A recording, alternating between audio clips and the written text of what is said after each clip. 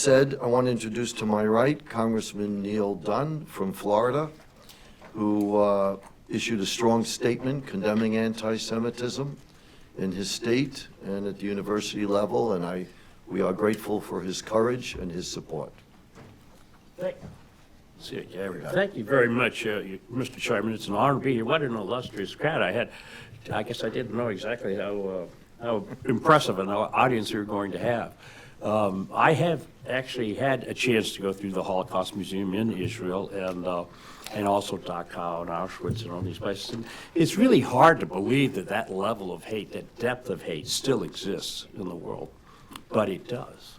And we see now that against all odds, certainly I would not have predicted it, that anti-Semitism is on the rise again in the West, in America and in Europe. And it's really confounding because we have these institutions, the Holocaust Museum and the concentration camps that we've preserved just to remind us of how bad this can be.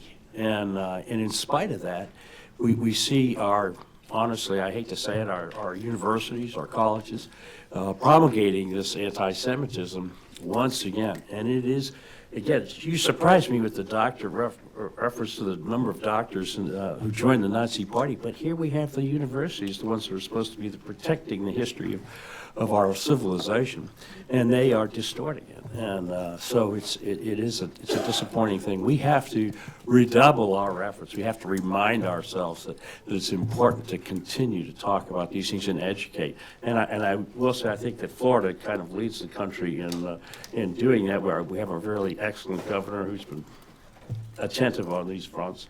So I brag a little bit on Florida, but I'm still very embarrassed to say that we still have in our society any remnants of anti-Semitism, and just that depth of hate to anybody is amazing to us.